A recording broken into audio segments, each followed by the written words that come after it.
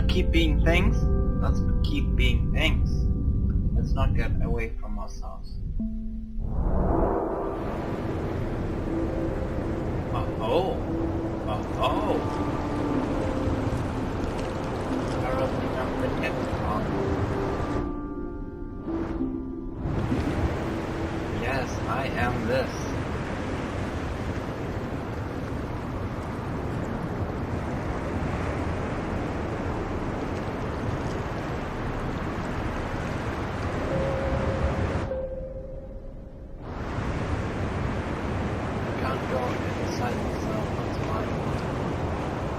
Helicopter?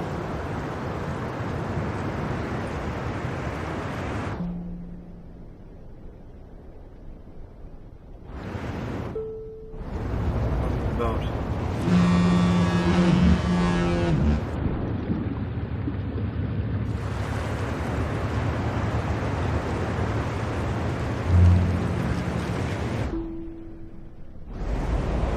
An icebreaker.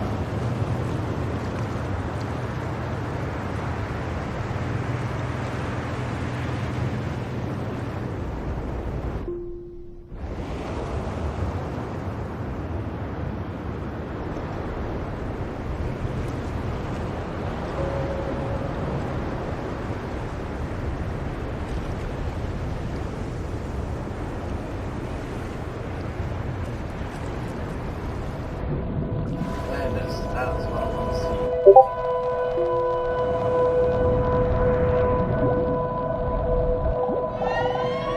I don't know. I was wondering what you'd got to by now. You've been able to see a lot of it around everything. When you first arrived here, there was a golden object in front of you. Do you remember it? It might be distant now, but it's still there.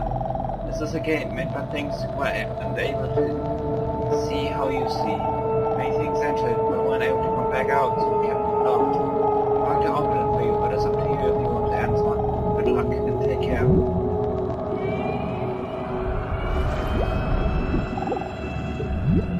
And you can say, aha, at last I see, I got the point. I've seen how all this makes sense.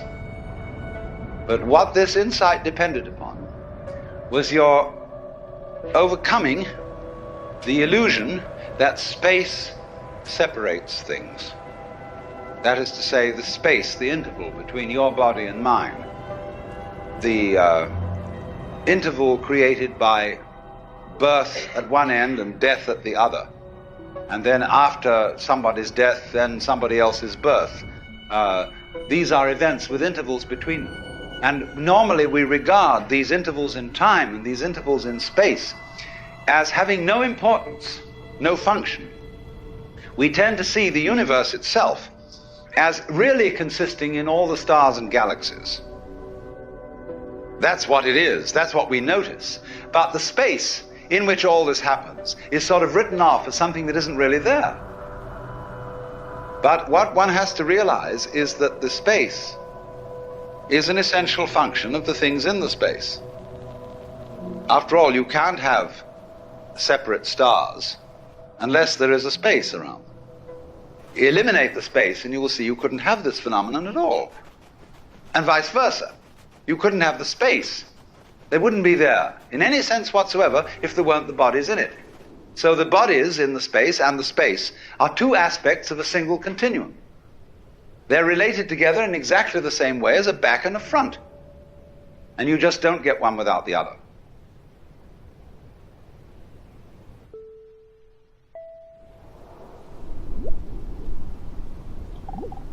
Luna, what kind of name is it supposed to be? Luna, Luna, Luna. It sounds really weird.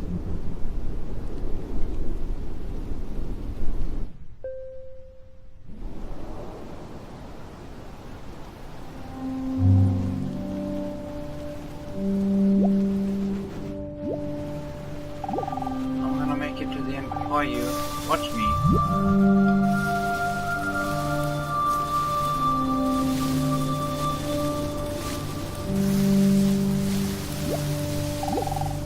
Don't bother trying to keep anything secret from me. The whole point of secrets is to be revealed. There's no use for them.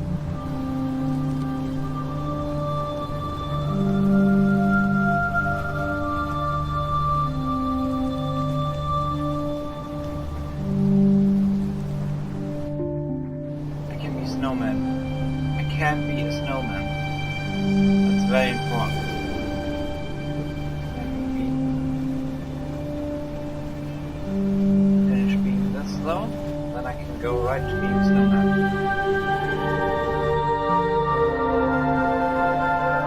This is perfect. I'm a snowman. What are these? These are just rocks. I haven't been before. I want to be the snowman though. Return to snowman. Okay, I've done it.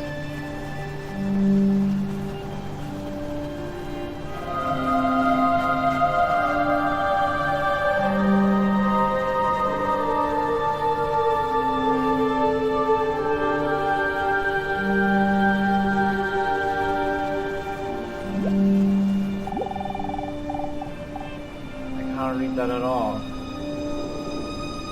Decided as soon as I can't decide if I aim this that matters how much. Yeah. I don't know. The wall is too wide. I'm serious, I gotta live inside a volcano here.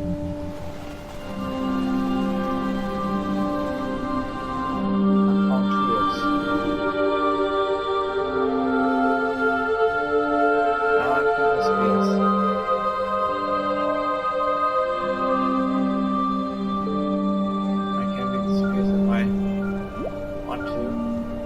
Stab anything in this, doesn't seem so. I like being part of the forest. Not just lonely when you're out on your own. I tried it for a while, but eventually found my way back. Can I stab things? Can I stab this mama? I can't stab it.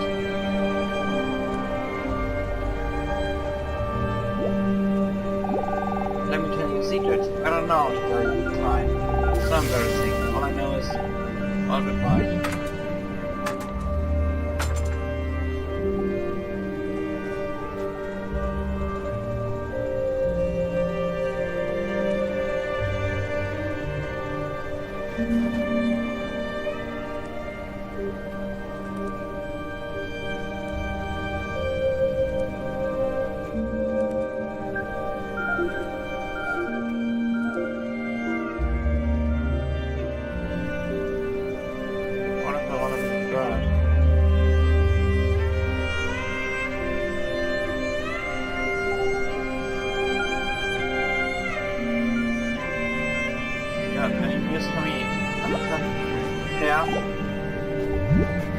So the moment you see that intervals, that space is connective, you can understand at once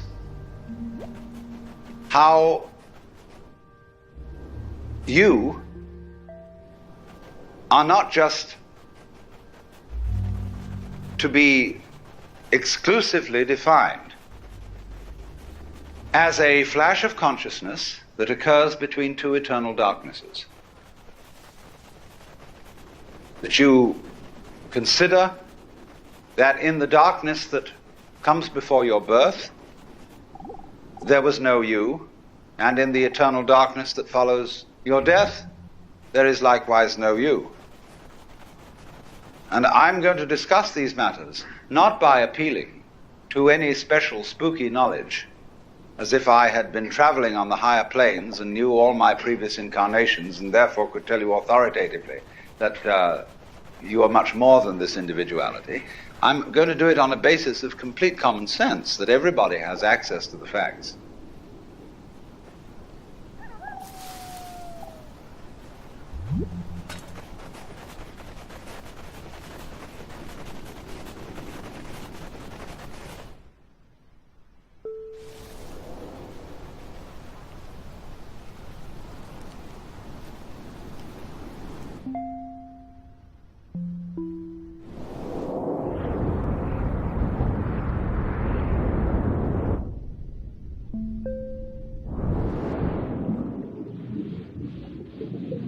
A whole lot of these water plants that look very samey but are not.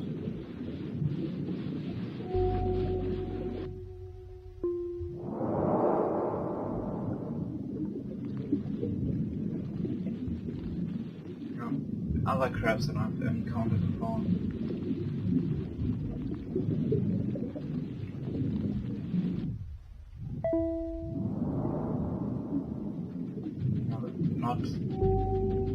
even goes sideways like a crab should. Sometimes. Some crabs are allowed to go forward.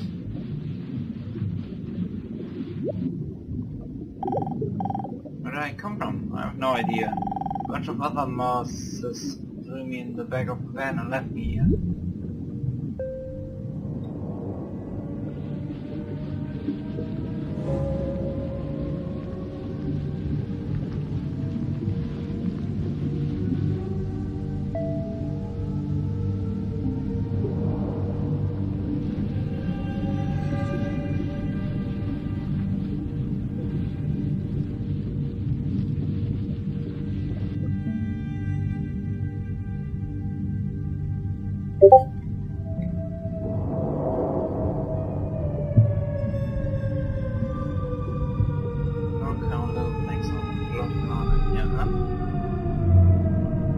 Transparent hair, which is different from non-transparent hair. A little spiky ball.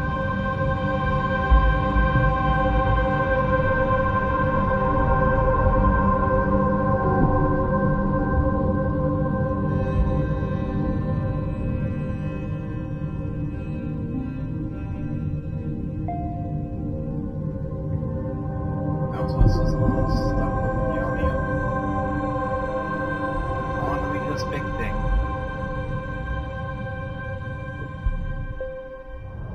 It's a dirt particle.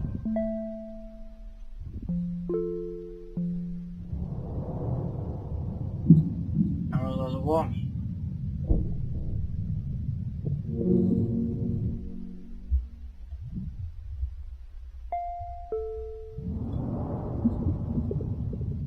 Now two crowns holding on to each other.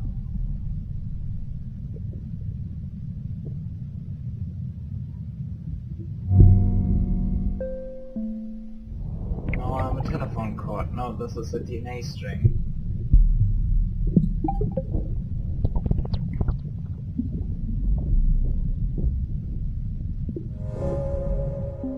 That'll be the big DNA. Oh, I'm an Adam now. I love it. I am Ramiel.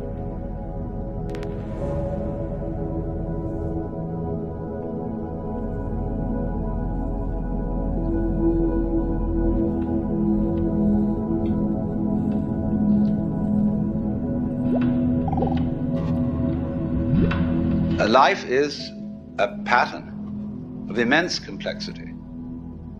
And what you call yourself as a living organism, say, I am my whole body at the very least. Now what is that body? That body is recognizable, and I recognize my friends when I meet them again, and you recognize me. Although the last time any of you saw me, I was absolutely something entirely different from what I am now. Just as the flame of a candle is never a constant. A flame of a candle is a stream of hot gas. Only you say the flame of the candle as if it were a constant. Well, it is a recognizably constant pattern.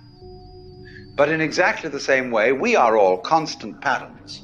And that's all we are. The only thing constant about us at all is the doing rather than the being. It's the way we behave, the way we dance. Only there's no we that dances. There's just the dancing.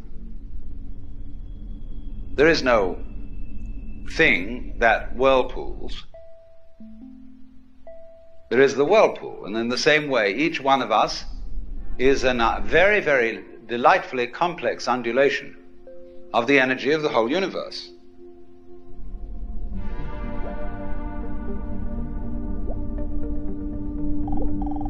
Life is always fair. It can't be any other way. Only it might not always look that way from your point of view.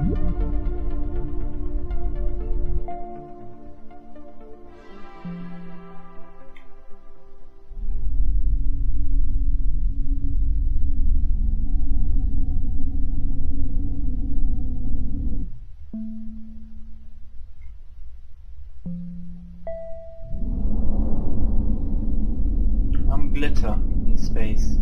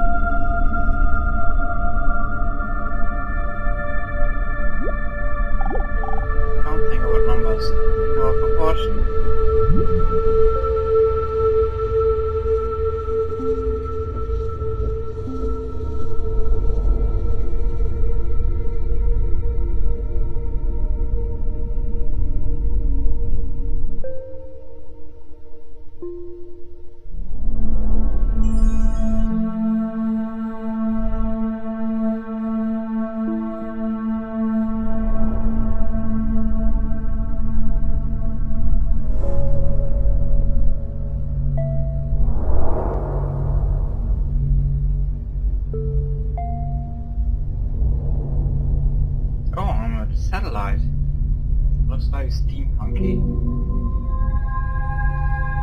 I don't know, that's not light there? No, that's a planet.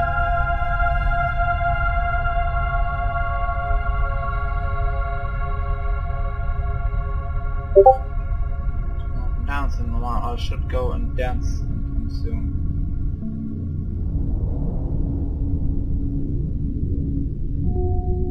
I'm a dwarf planet. I can't go inside myself. I'm too small. There's not a whole lot going on myself. That is a problem.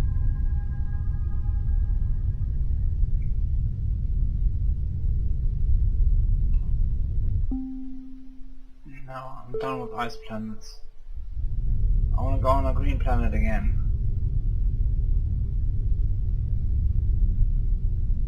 Actually, I think I might be able to do that very easily if I just am a bear again. Oh no, now I'm a bear in space. That's not how that works. I thought it would teleport me into a place where bears would naturally occur too, but I guess not. I just transformed an entire planet into a bear that is now floating through space.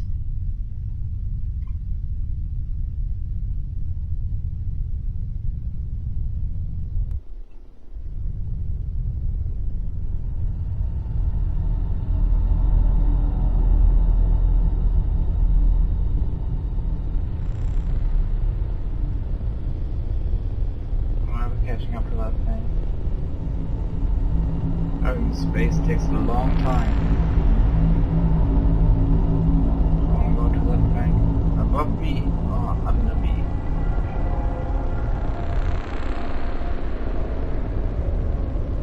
What are you?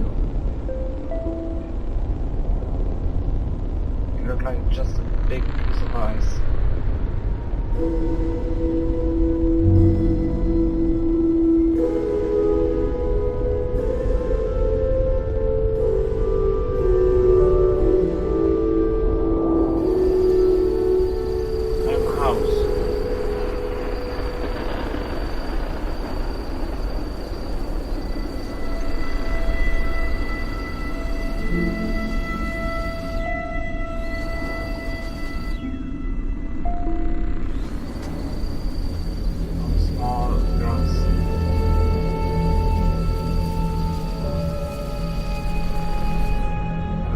Rocks here. I've been in these rocks yet. I've not been in this huge rock yet.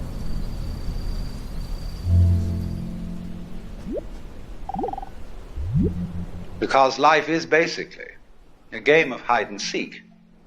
Because life is pulsation. On and off. Here it is, and now it isn't. And by being this pulsation, we know it's there. Now, from those very tiny fast rhythms, which give us the impression of continuity, there are also in this universe immensely slow rhythms. And these are very difficult for us to keep track of. And they impress us and depress us as our own life and death, as our coming and going, which goes for what is to us such a slow pace that we can't possibly believe that it is really a rhythm. We think of it as our birth, as something quite unique that could never occur again, because we're so close to it, you see, and it's moving so slowly.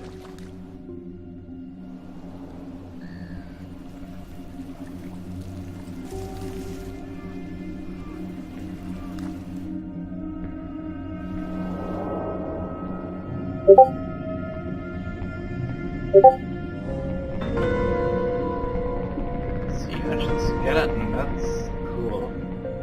I love being that.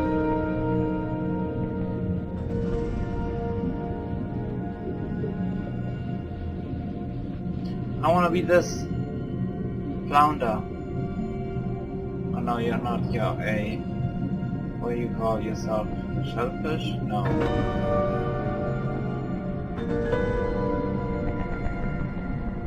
Mushroom crab.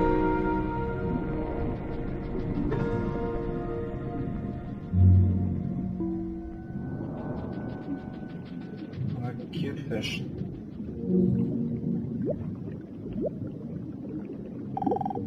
I wish I knew how to whistle. All I can do is every time I try. Is all that comes out. Damn it.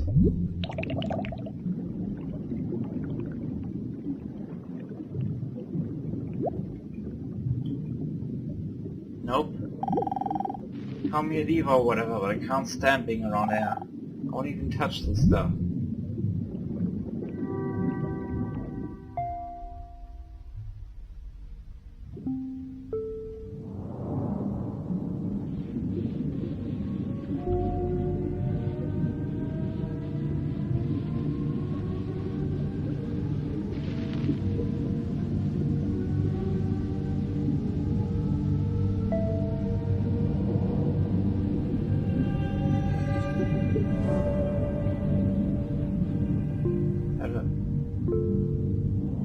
Coin?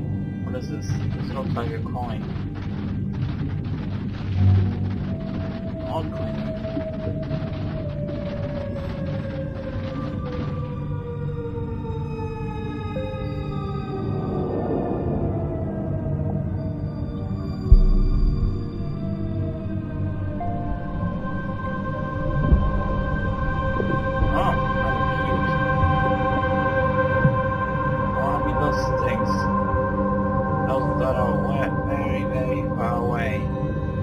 Kind of scary looking.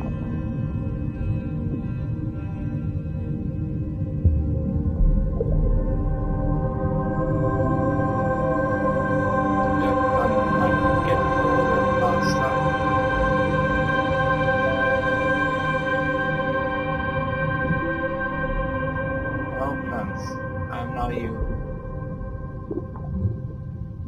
And I'm gonna be you too soon.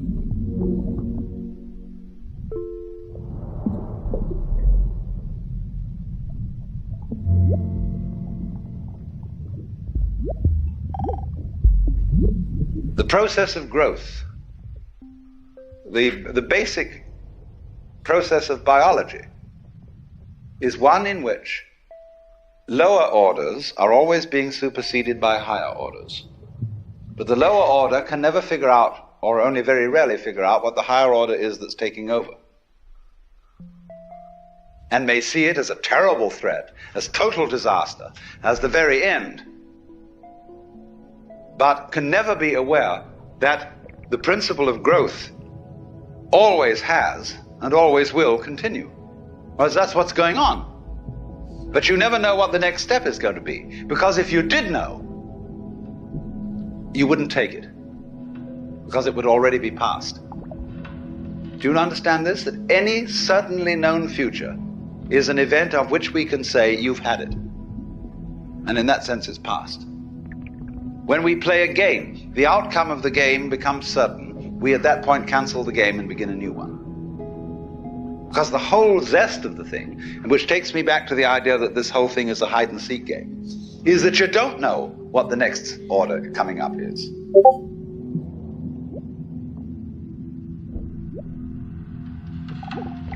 Are we gonna make it? When all is said and done? When all the games are over, will we survive?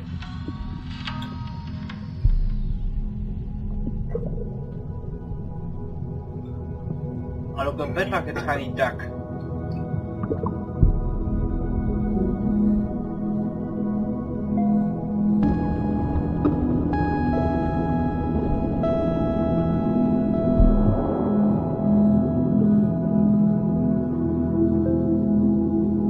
I've not been in this park plant thing yet.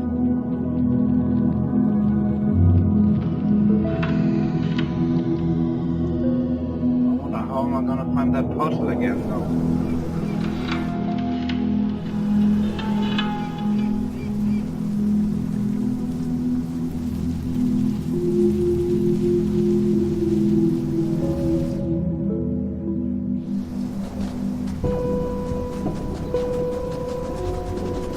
At least that's what it's called.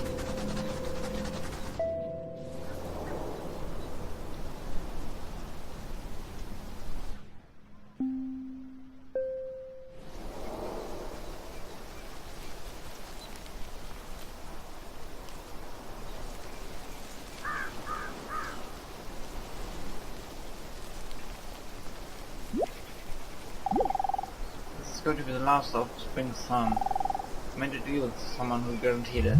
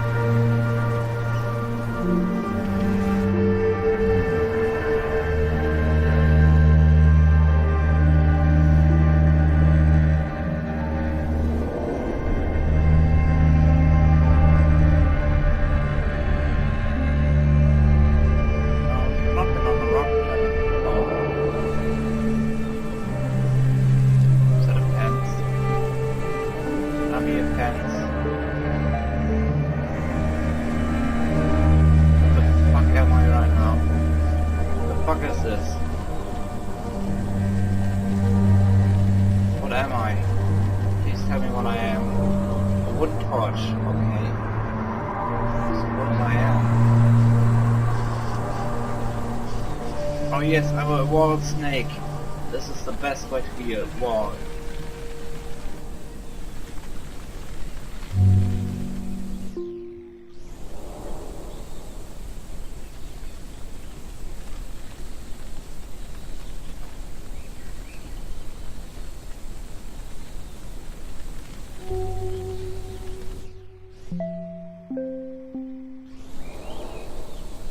Now is this a well or some sort of fireplace? Brick fireplace.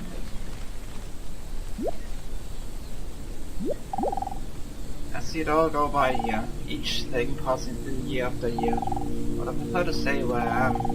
When they seek in me and I find them.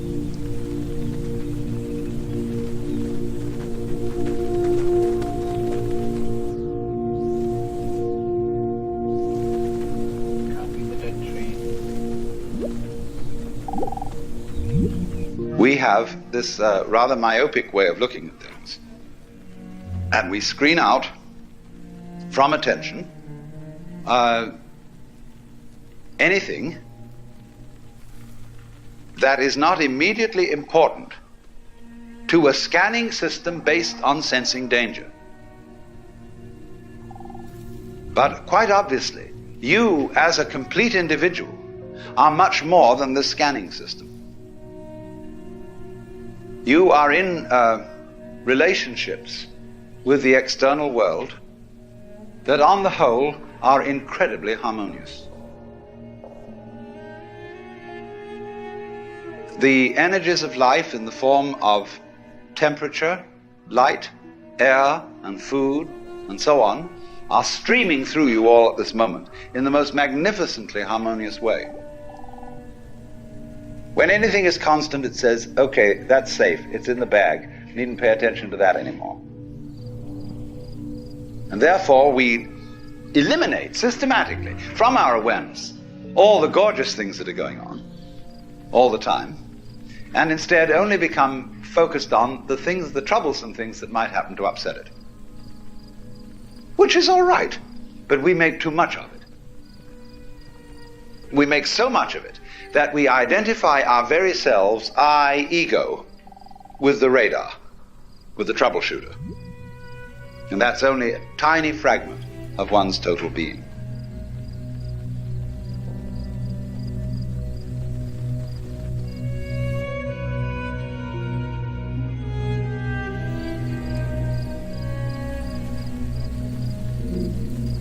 I feel like this is a game where it's okay if I don't talk all the time. I'll kind of break the relaxed nature of it, I suppose. Just kind of share my thoughts when I have them.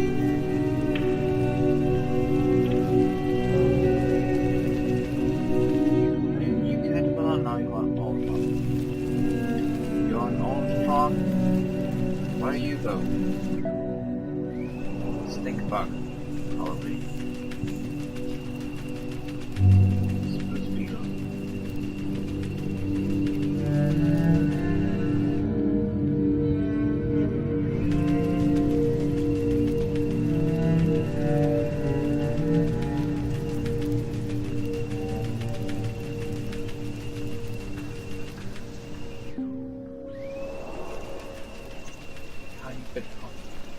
fire rock wolf things. What's that called? Tell me. Obsidian. I really hope I can make it to the start tonight. It's been a rough week for this green frog. Hope you're doing better.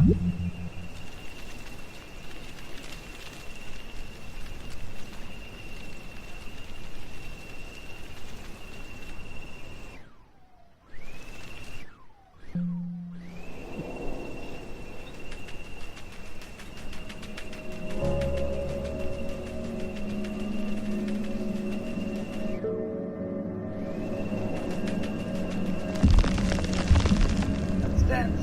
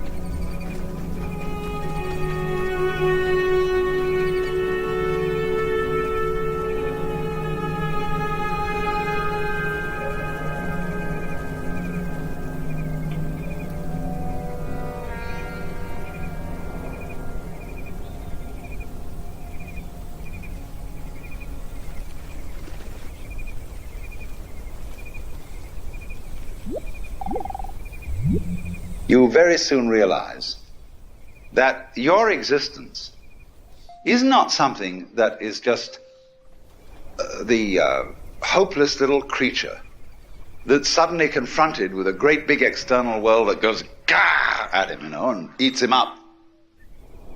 Every tiniest little thing that comes into being, every minute little fruit fly or gnat or bacterium, I will go so far as to say, is an event upon which this whole cosmos depends. This thing goes both ways. It's not only that every little organism which exists depends on its total environment. The reverse is also true, that the total environment depends on each and every one of those little organisms. So that you could say this universe consists of an arrangement of pattern in which every event is essential to the whole thing. Now, we screen that idea out of our consciousness in exactly the same way that we screen out the perception of space as an important reality.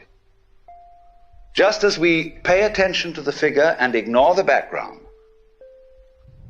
so we see one way of looking at things, mainly that the organism is very frail against the environment. It lasts a long time, the environment, but the organism only lasts a short time. What do you mean the environment lasts a long time? What does the environment consist of? Just a lot of little things. When you get far enough away from all the organisms and the little bits of things, you see the environment in another scale of magnification. But actually, the whole thing is arranged in a polar system where the enormous depends on the tiny and the tiny depends on the enormous. And you get a relationship between these extremes, which can be called a transaction. They always go together. So in this way, we are always, as it were, overemphasizing a certain aspect of our experience.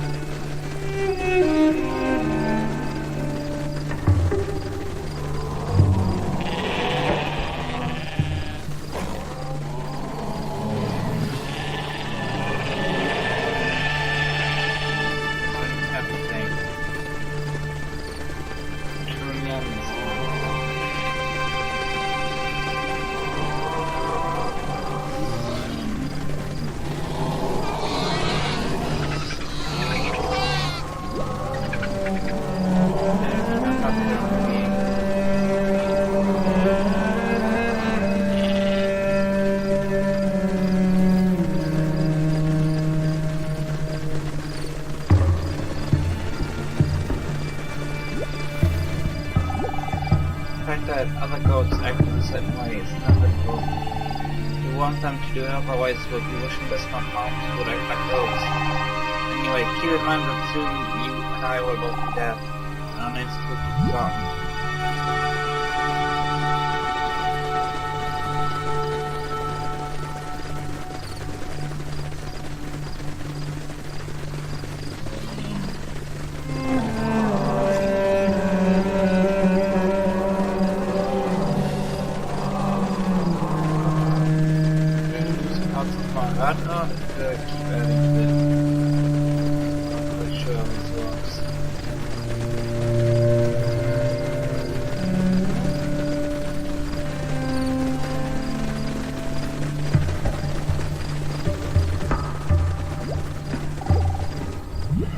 And we say now, what is important about people? Is their unique individuality. And we have been given an immense psychic investment in our own individuality by our upbringing. What are you going to amount? What are you going to contribute to human life?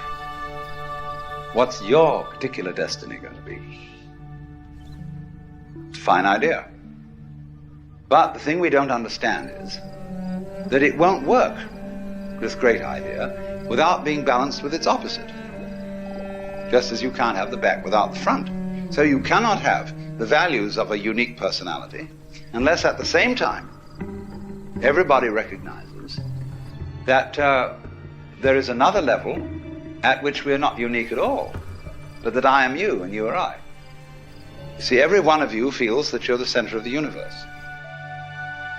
and that everything else is happening around you in a circle. You can turn around and you can see sort of equally far in all directions, especially if you're in a ship in the middle of the ocean.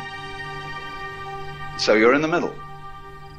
And it's true from the standpoint of astronomy. We live in a curved space-time continuum, that is to say, in a universe at which every point may be regarded as the center. Consider a sphere.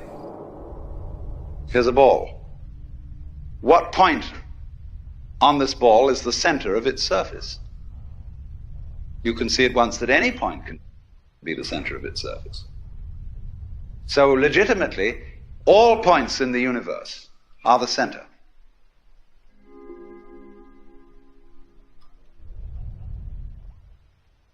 Having to become a new thing. A new planet. I want to be a green planet. Now go on to myself. I want to be a nice place. I want to be this place.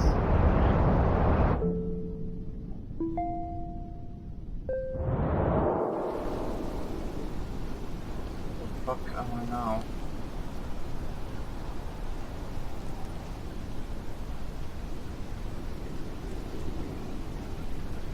I'm gonna be the house. I'm done being the tree. I might already be done being this tree.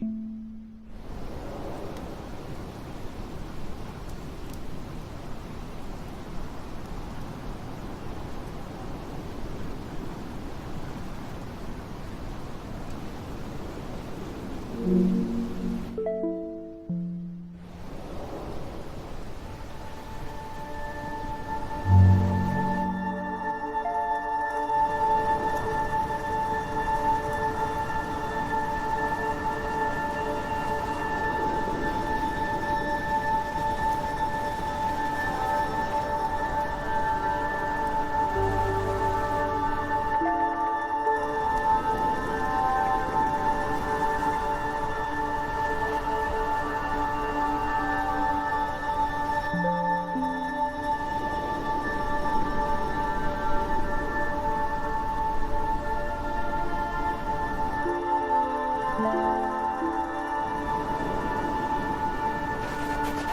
this is the perfect thing to be.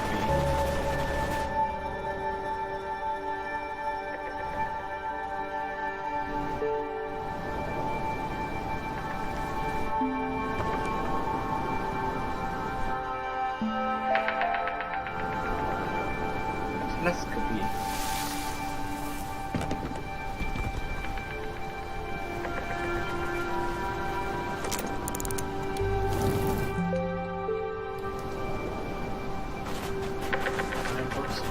A box for whatever this is.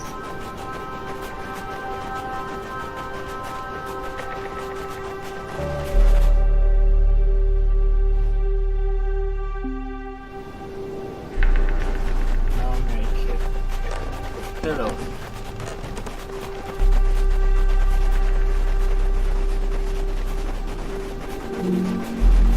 Sack, essentially.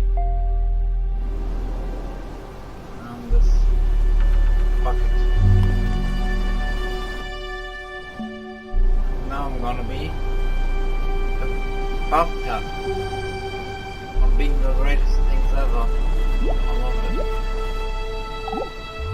it. We are all like the nerve ends on your own skin. See, at every point on your skin, there's a little nerve end going beep and getting information from the outside world. Another and another and another, all over. And they all constitute your total sensitivity. So in the same way, when all these people sitting around here, with their little eyes and little ears and things, they're going beak, and they're all really one common center, called I, which is looking at itself from ever so many different points of view.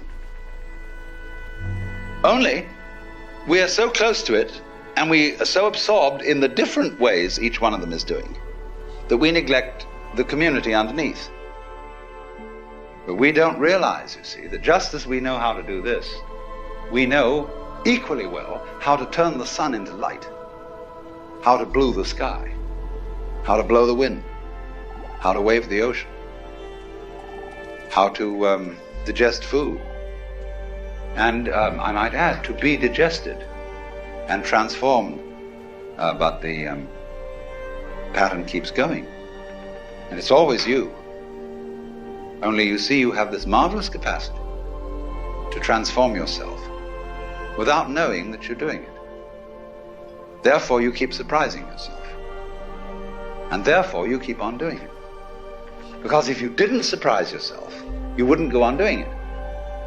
It's just the very fact, you see, that you seem to be the victims of a thing you don't understand, and that you seem to conclude your life every time in a wipeout called death, where all your control goes, is just exactly that opposite condition to what you call being alive, that allows you to be alive. I'm faster than myself.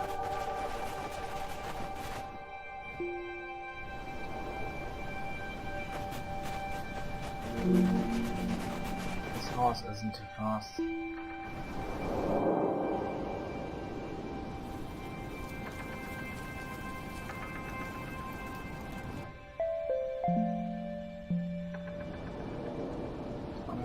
Smaller snowball. There's no chunk in the world.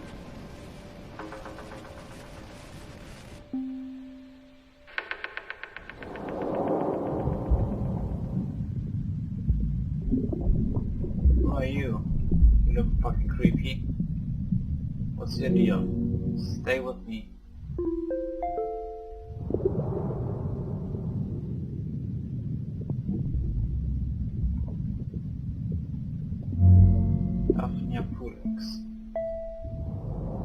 be a snowflake. Now that's perfect.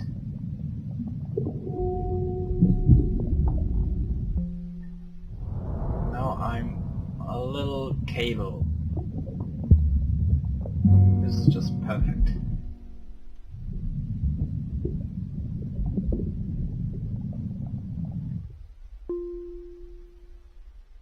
I'm not interested in what's built us. This thing now. It's a little weird sponge thing.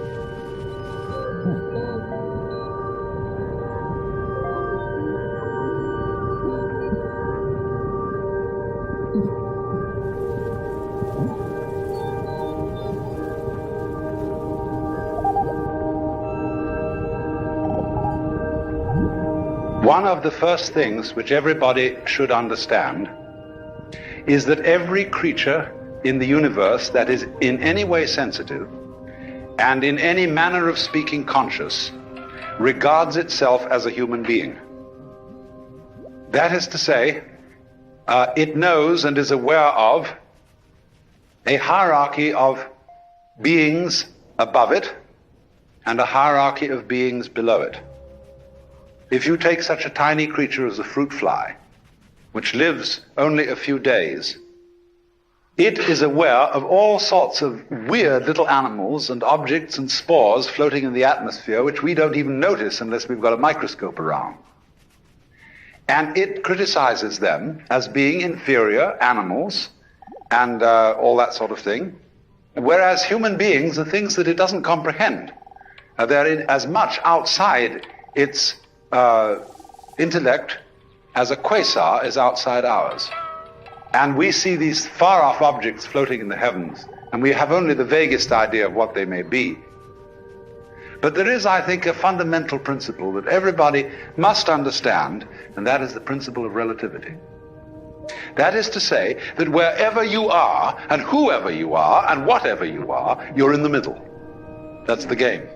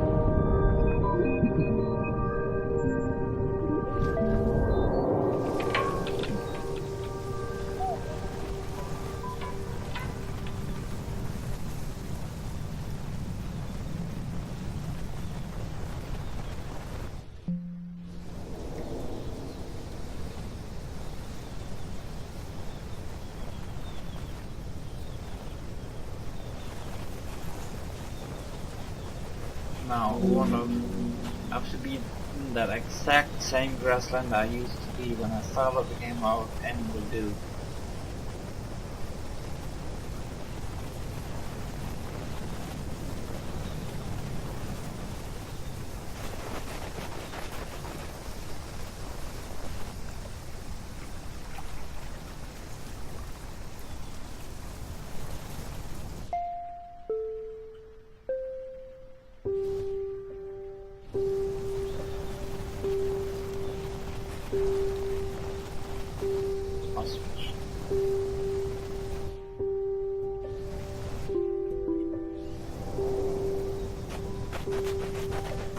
Okay,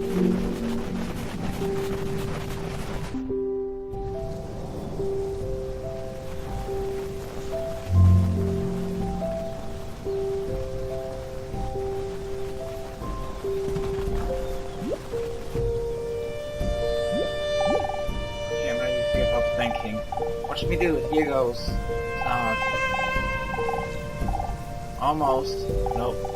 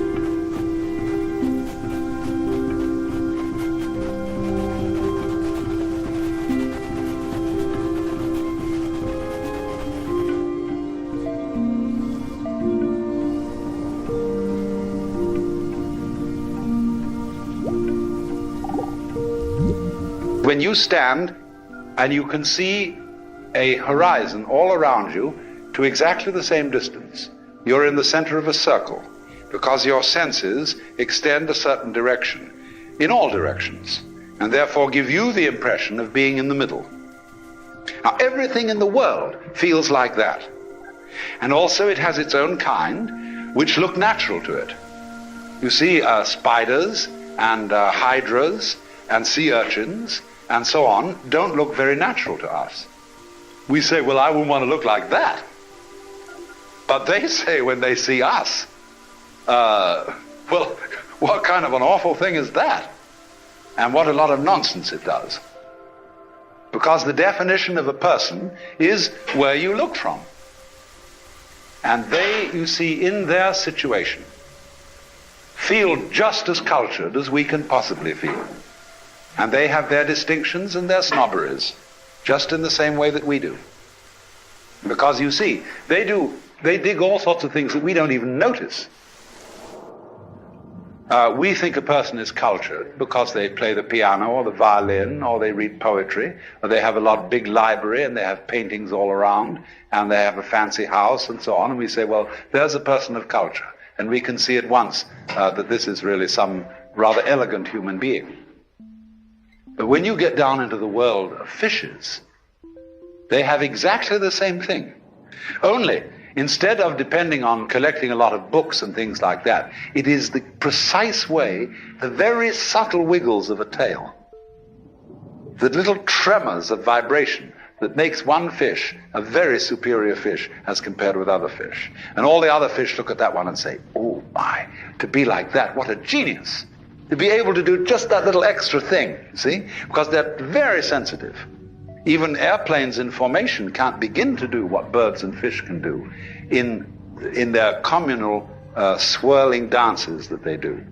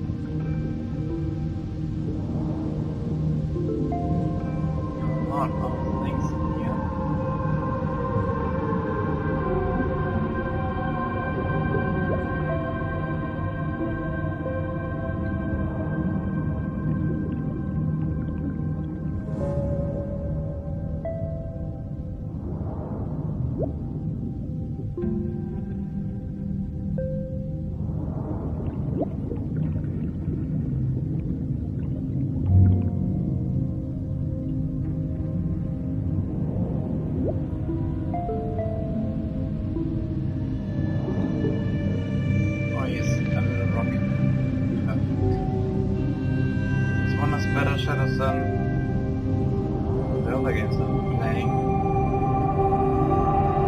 I guess it's too passive.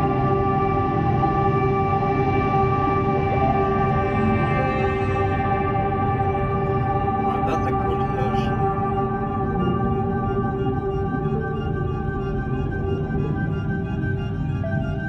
Still one more. Oh, the conch shell.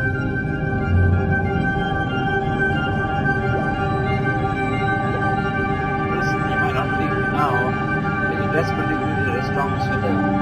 Never believe otherwise.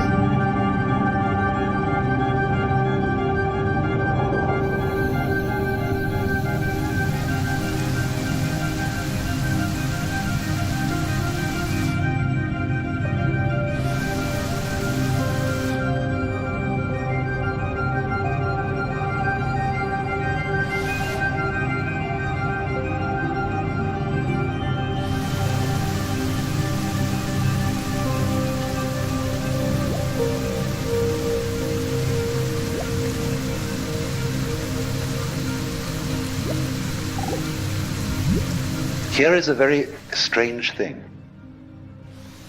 That every creature, therefore, which feels that it is human, and which knows that it's there in the same way as you know you're here, experiences being here as constituting a sort of blockage, the sensation of a certain tension which constitutes the feeling of I-ness, of there-ness, of being here.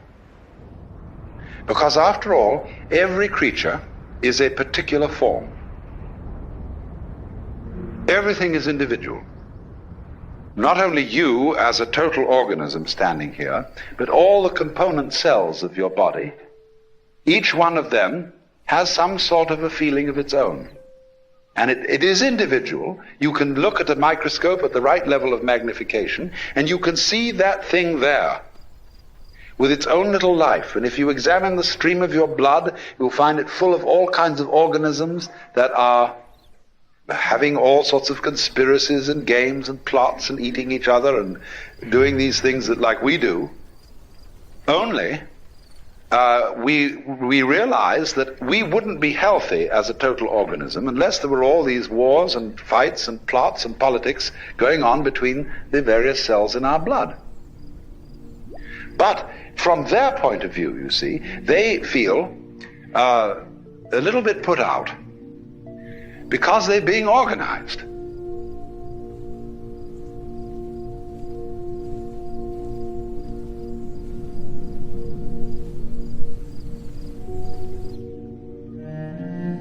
I've been a crow before.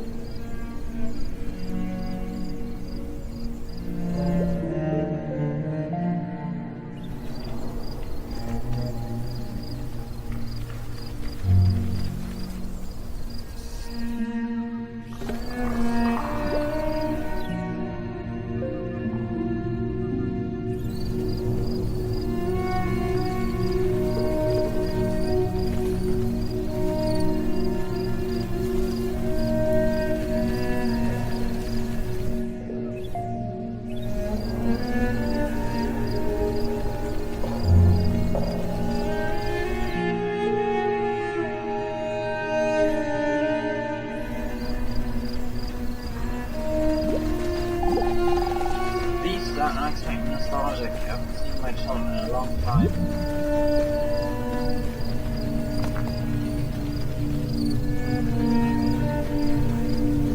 Llamas?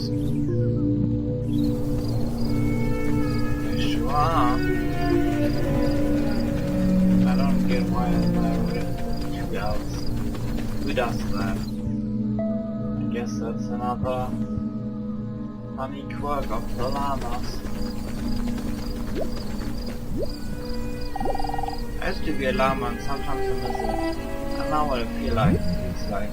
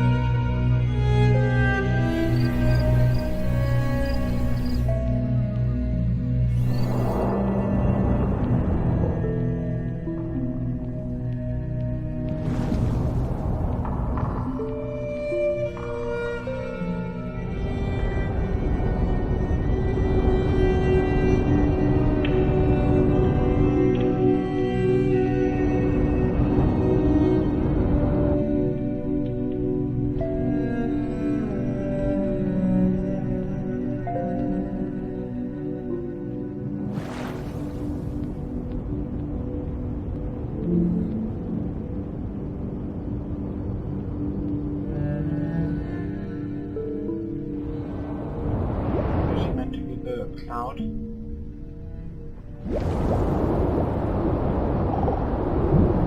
There is this sensation of practically every living being of constituting a center of tension and of resistance.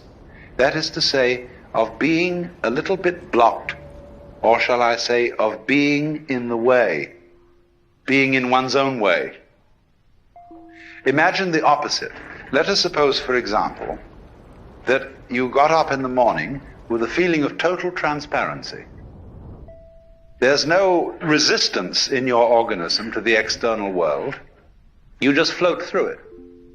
You're part of it, it's part of you. And just in the same way, for example, that when you see, if you see well, you aren't aware of your eyes. But if there's something wrong with your eyes, and you see spots in front of you, then you are looking at your eyes, and your eyes are getting in your own way. And so in exactly the same way, the perfect form of man is unaware of himself, because he doesn't get in his own way. He is thus, in this sense, completely transparent.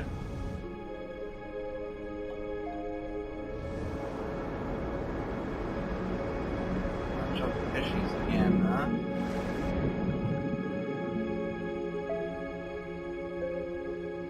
Okay, I'll check out like penguins and see if there's like bottle lamp. Holy shit, a castle!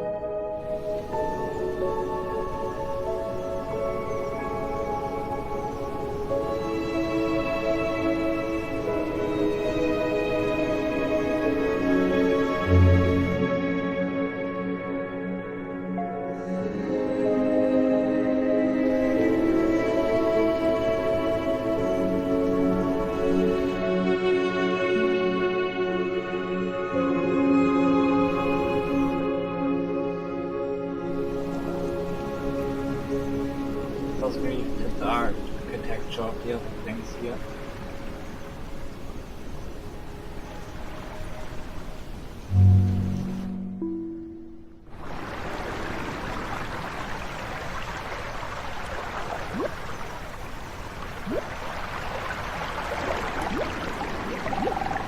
Explain your life to me in all church terms. There will speak with the building, otherwise I can't help you.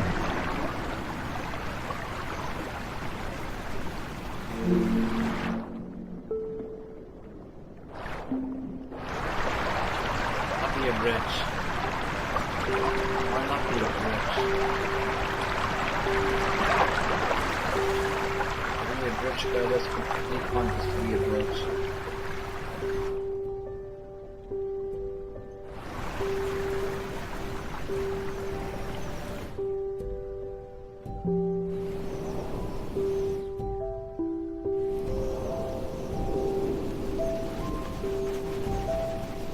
Fast.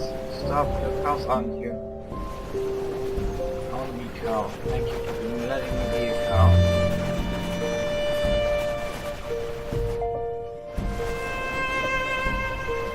I'm a pin snake.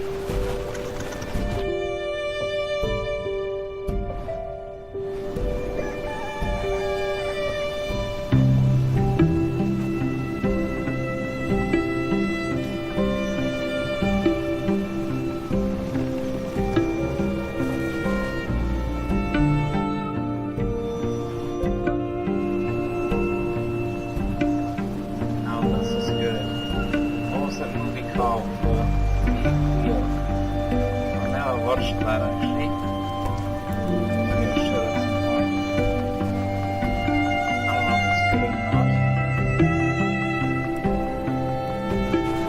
Oh yeah, that's how benches spawn too.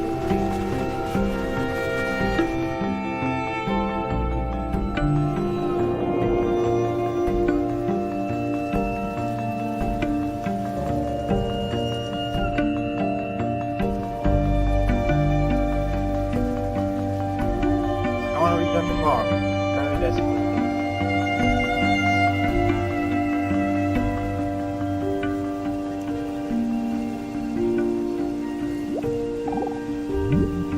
Do you know, if you study your body and its dynamics, you will find that you are fighting all the time. Most people are, some aren't, but most people are fighting the external world all the time.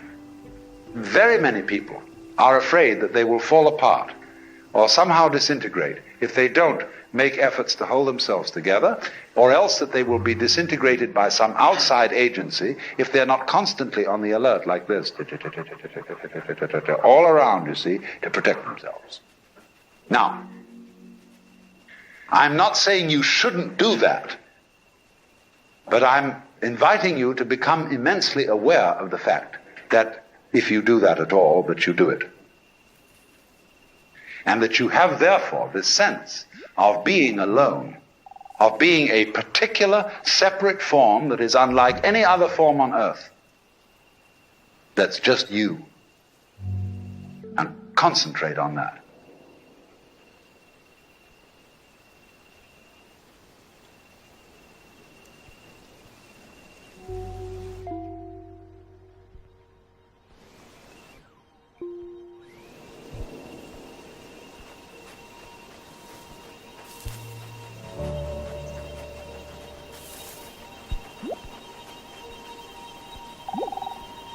I tried living in the desert for a while.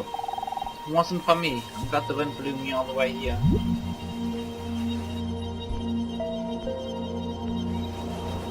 Oh, is that a diamond that I'm being? No, probably not. Just a sharp pebble. Or can be just as valuable.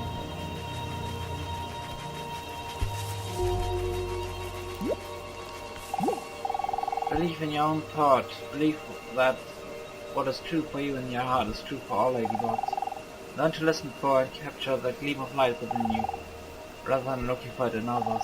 Don't dismiss it just because it's yours.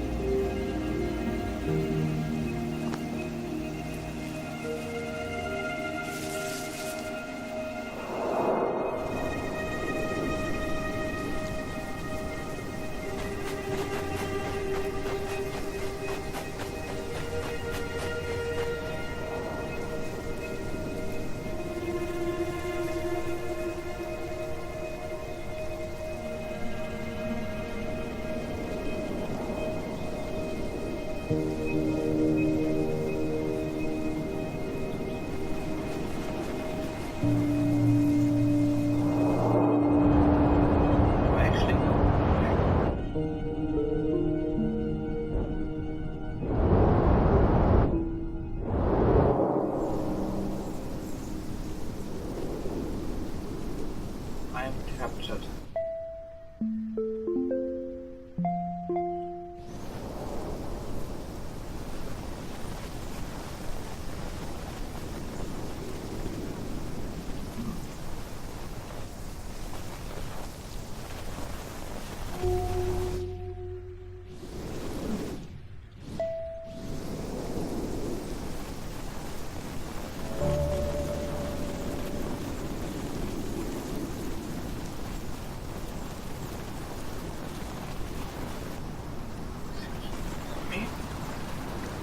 Pig?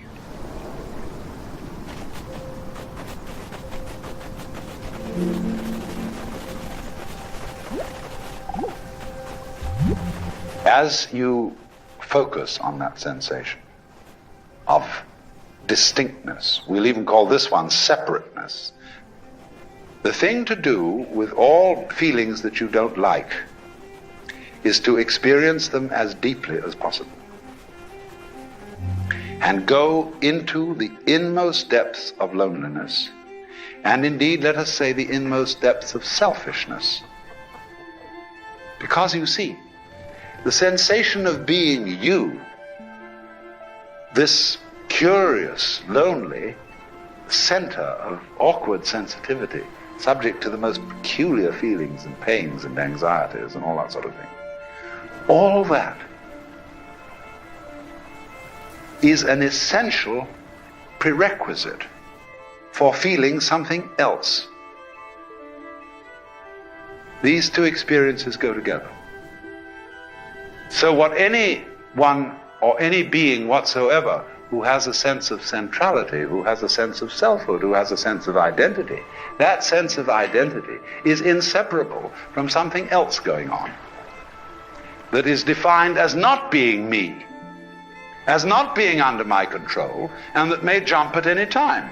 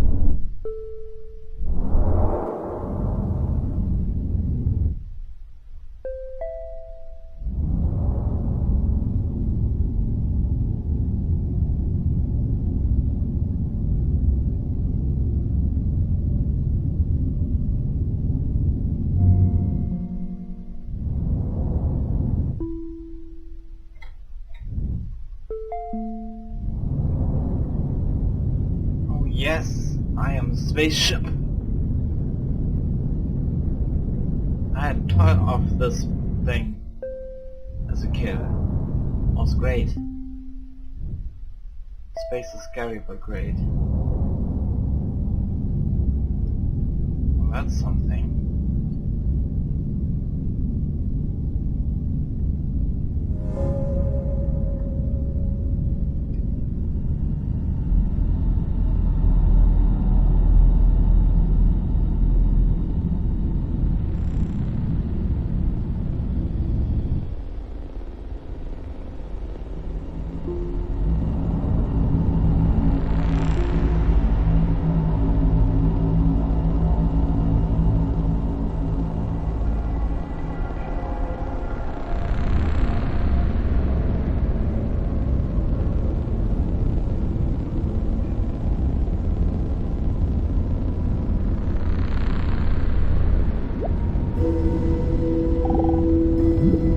So, what I want you to understand is that these two sensations, one of being the lonely, central, sensitive, vulnerable self, living in the midst of a world that feels other, but is not under your control. I want to try and show you that these two sensations are really one sensation, or rather two aspects of one sensation. You couldn't have the one experience without the other experience.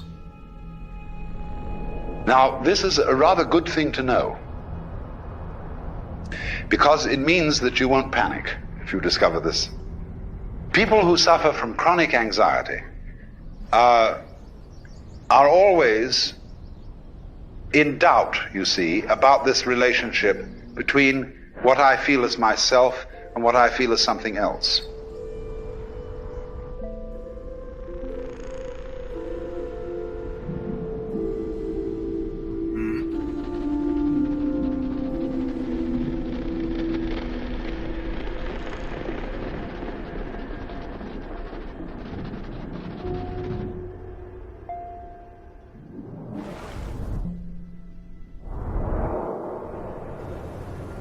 Something new.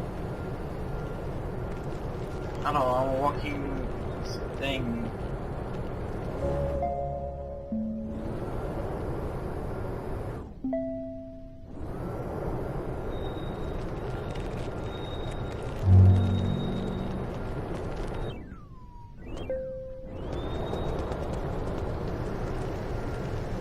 It does not drive exactly like a car.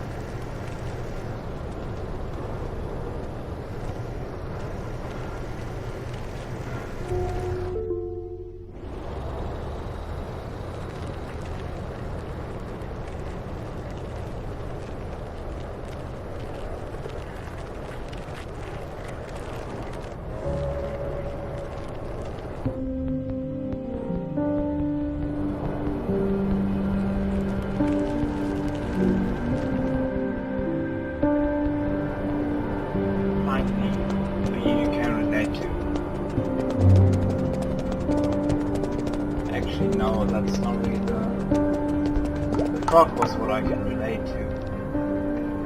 This is a joke someone that's what we think. Story time, 23 years ago, for a period of exactly 11 seconds, I forgot that I was going to die.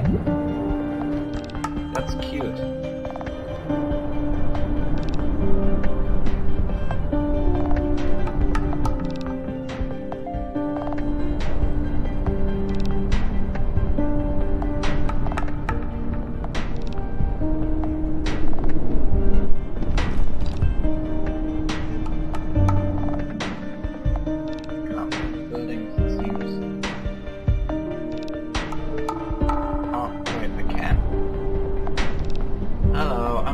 For a walk.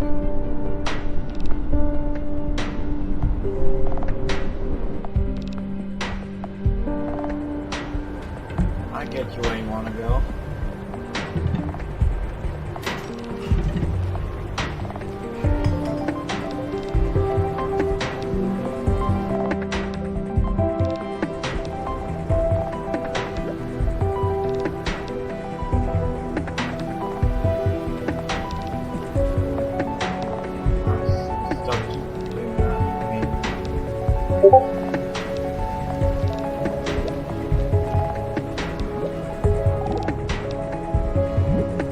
Every living being is a manifestation of everything that there is. Crazy. But the thing is that what we do is to try and prevent people from realizing that this is so,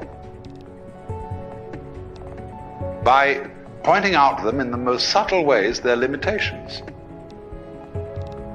and seeing if we can phase them, make them uncertain, make them unsteady. It's like all sorts of games that you can play where if a person wavers, he loses. But people play that with each other all the time. And the reason they do it is not the reason they think. It is that if everybody were perfectly clear that they were a manifestation of the divine being, nothing very much would happen. But so as to keep everybody a little bit unclear about it, the whole thing bugs itself and creates these little doubts. So what we're beginning with is these little doubts, you see, these sensations of blockage, of not being very sure of yourself, but knowing very much indeed that you are yourself and that you're alone and it's all up to you. The terrible feeling of responsibility. So what I'm trying to point out to you is if you intensify that feeling and bring it to its highest pitch, you will immediately realize that you are aware of it only by virtue of the entire sensation of something else. Something defined as not you. So the feeling of not you and the feeling of you are relative.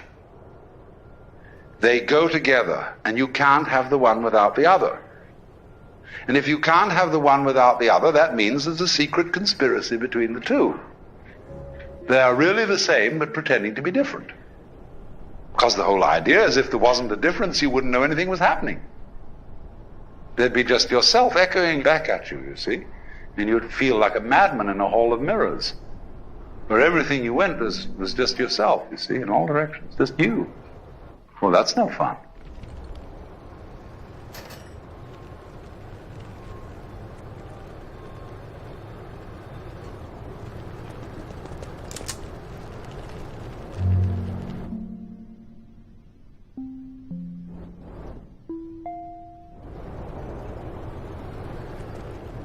Oh yes, of course, this is how I have to move.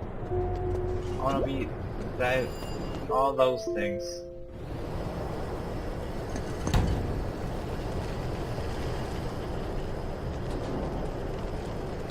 There are a lot of things to be in the city.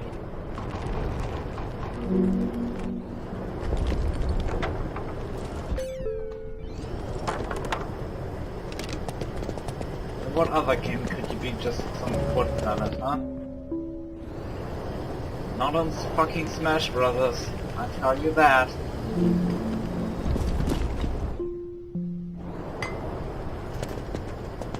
I'll completely ignore those signs.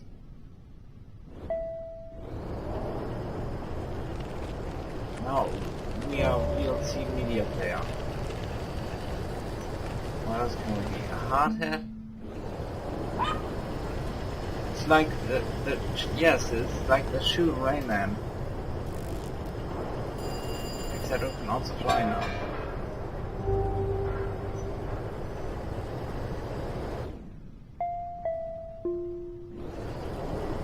Am I flying?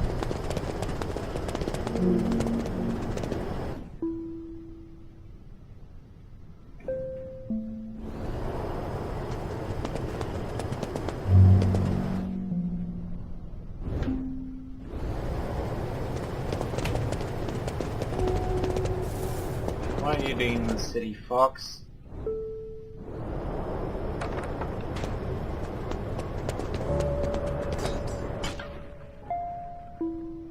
Alright, let's see what's in the dirt. This is a gum, chewing gum, and a cookie. I wanna be the cookie.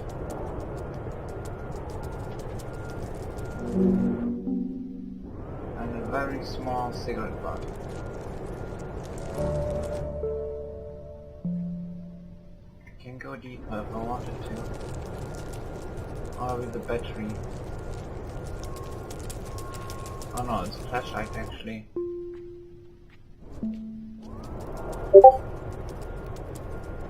Oh, it can be a piece of shit. Great. I'm looking forward to that.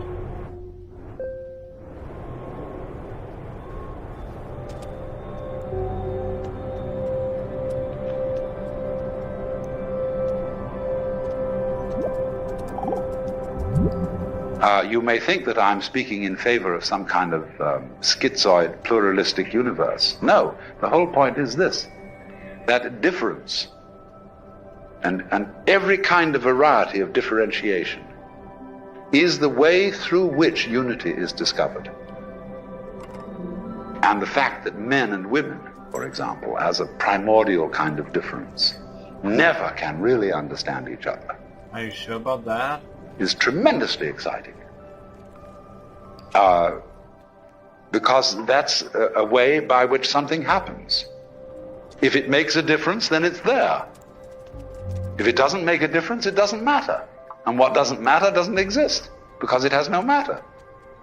So when you get this extreme sense of your own existence as a rather painful fact in the middle of everything else, the everything else feeling and the you feeling are two poles of one and the same process.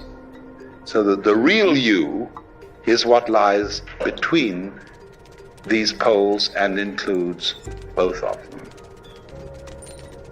This is one of the oldest ideas in the universe, that the universe is the interplay of difference, and the primordial difference is between up and down, back and front, black and white, is and isn't, male and female, positive and negative.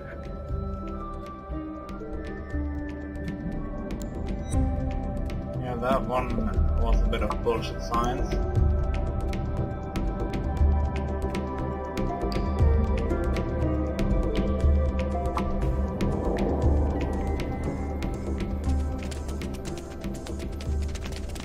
Can't get past this gap anymore.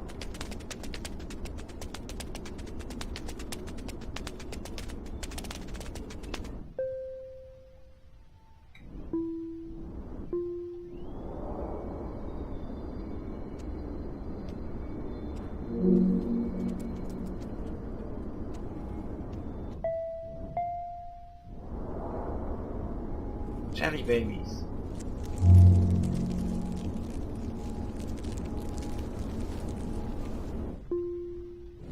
Let's get that over with. Good. Let's be something else. Please. I'll be this rock. I'll be many rocks here.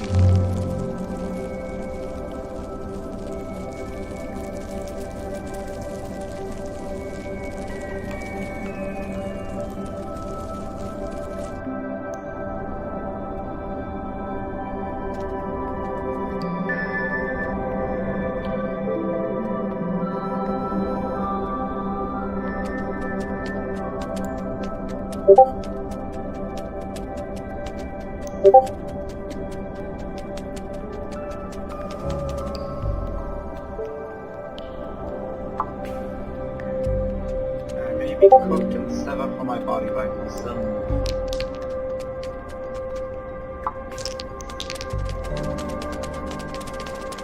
Oh. I never got this word because you can also say dice. Why would you say die then? That can already has another meaning. All the actions you take are places to you go. Please don't describe you are real, but do you work? I don't know exactly who you are.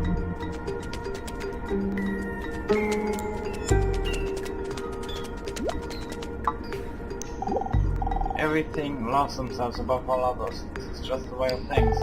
And yet so many still value others' opinions above their own.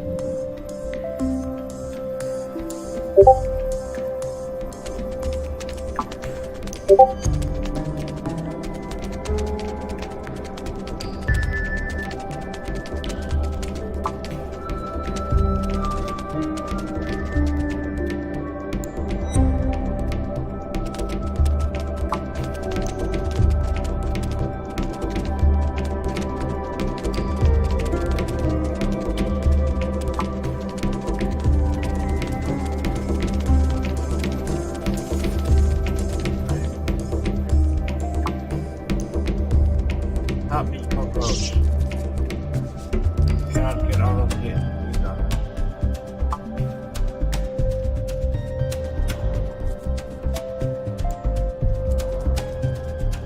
Your chest should shake.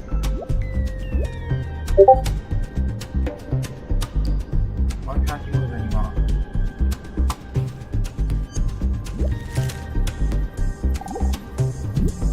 Do you know somehow how you surprise yourself? For example, when you feel your own pulse.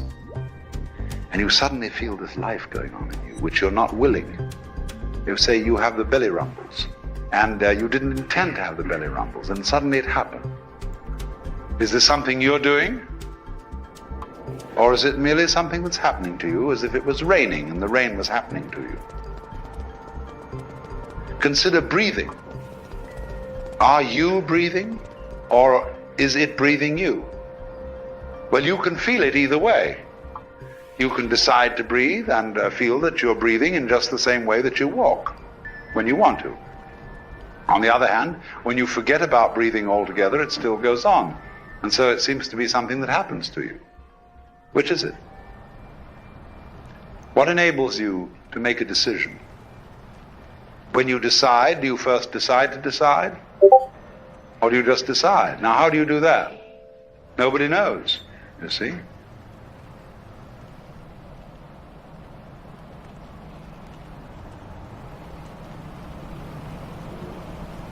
Strikes me as a pretty short bus.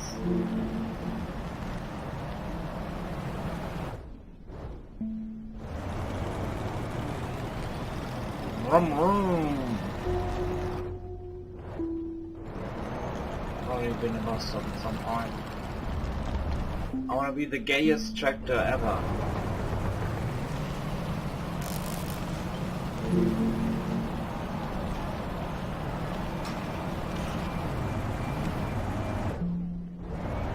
This supermarket? That's what it is, isn't it? Convenience store.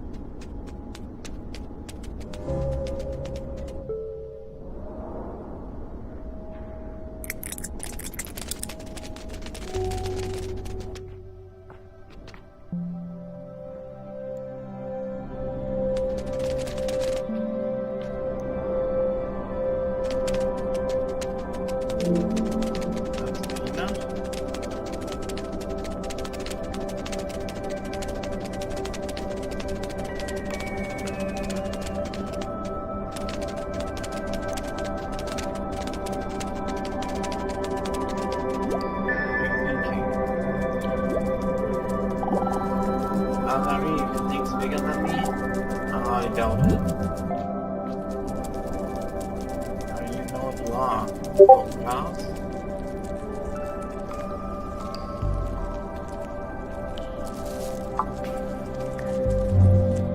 Candy wrapper.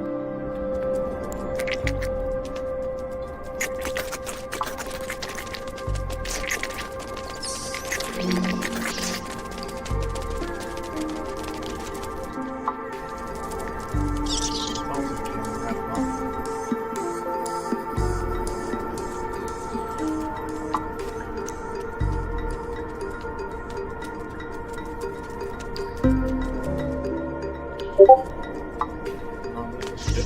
Pills or both pills?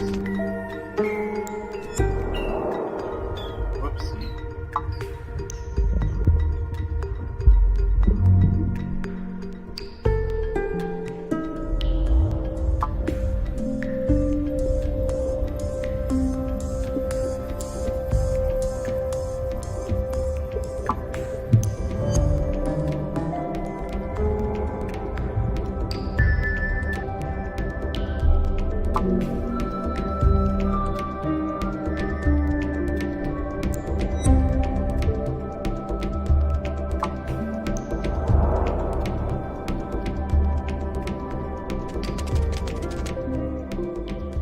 That's also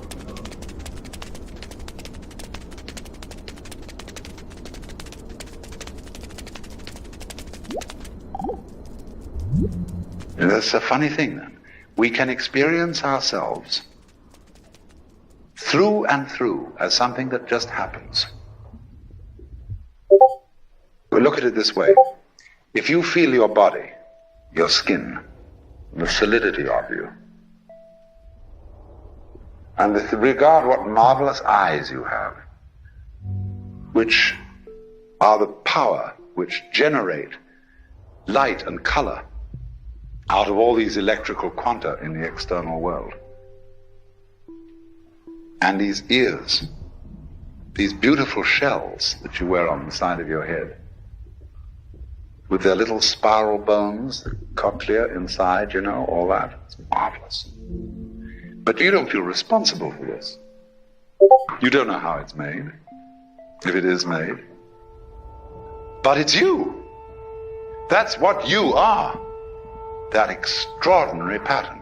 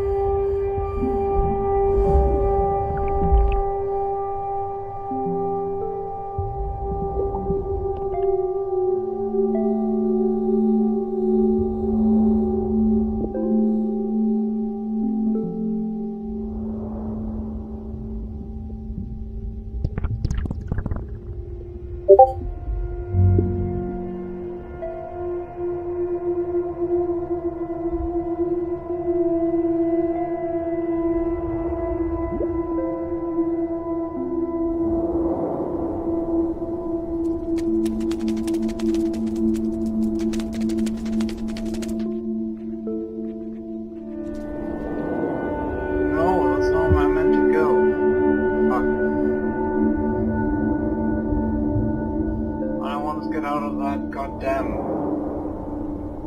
ditch.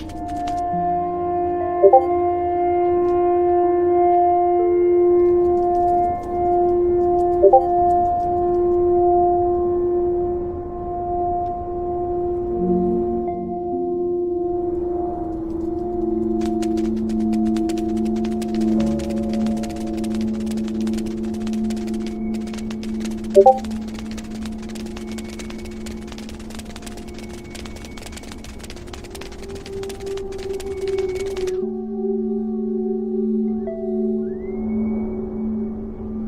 of mine.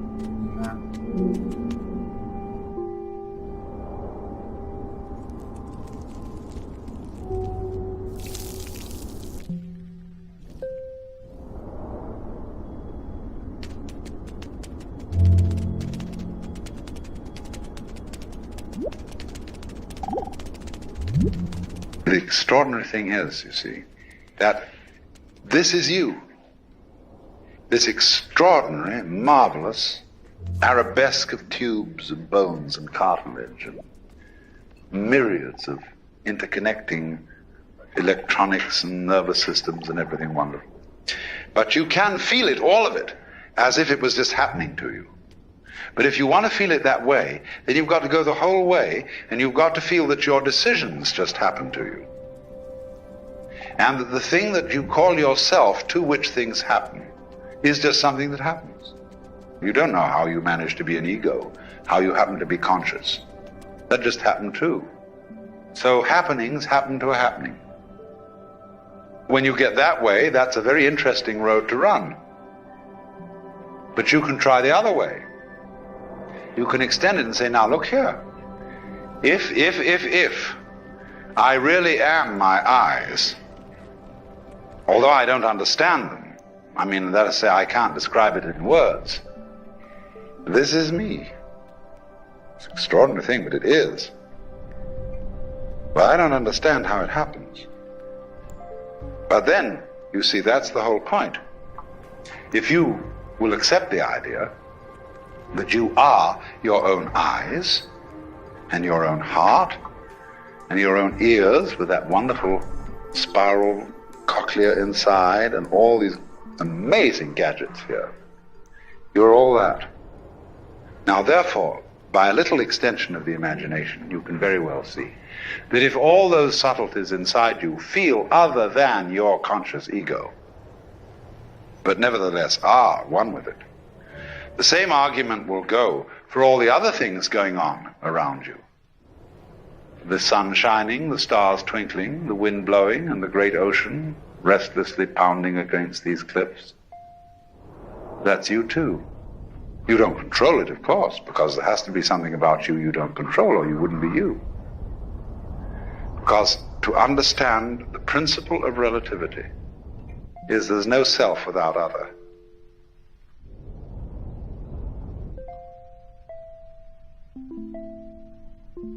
Oh, that looked like something else.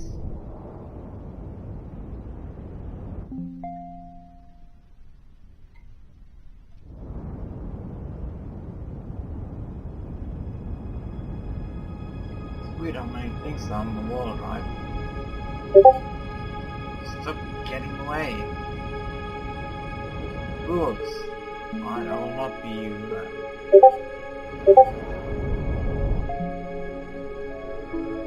I'll do this thing. Boat.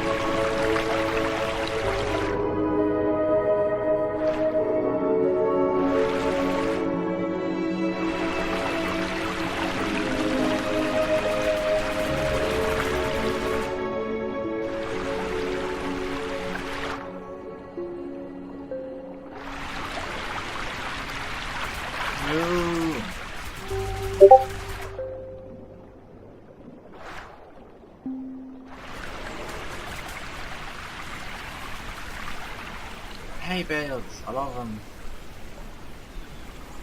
But they don't do hay bales that much anymore these days.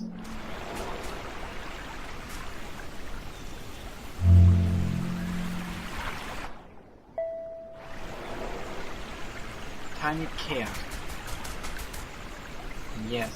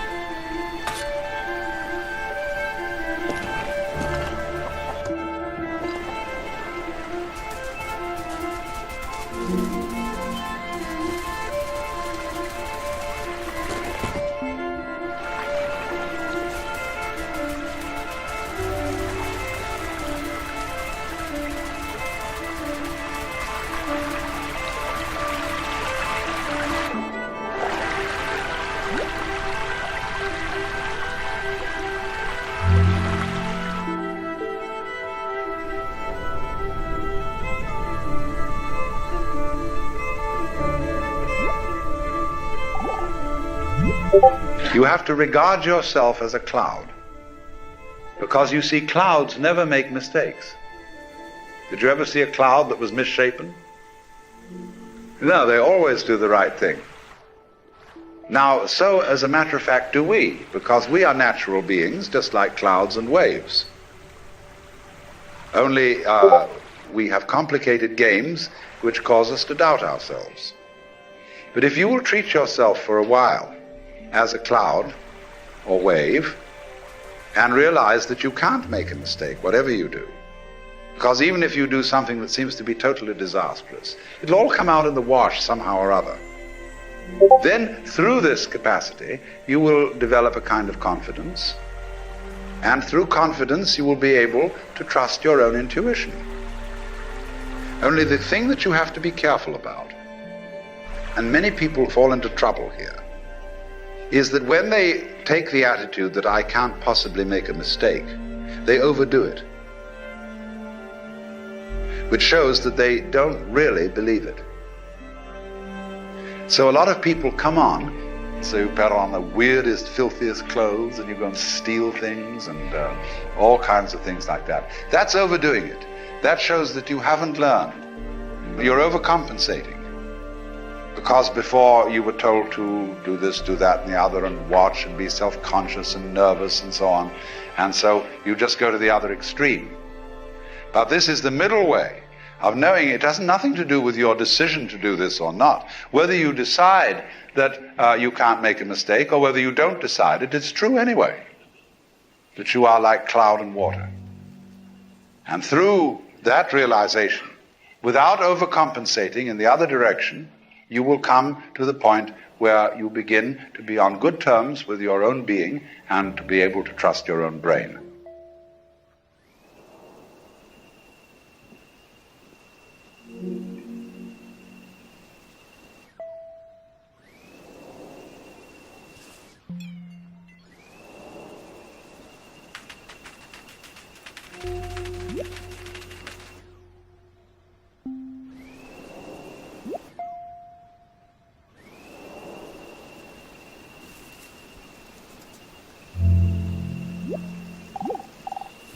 We always have three relationships, one to ourselves, to our fellow plants, and to our cause, which is the source of everything around us. All white feathers exist for each other, so either improve them or put up with them.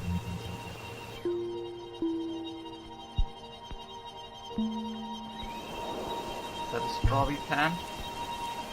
It looks like a strawberry plant, it is. I've seen nights like this before. But nobody will believe me. Things don't live to see very much down here. Or they live to see everything. Depends who's looking.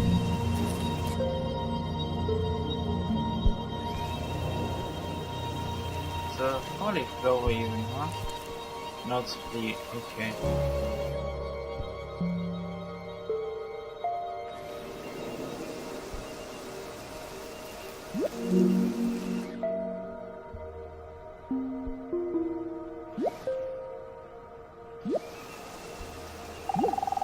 Try to imagine that nothing is early and nothing is late. In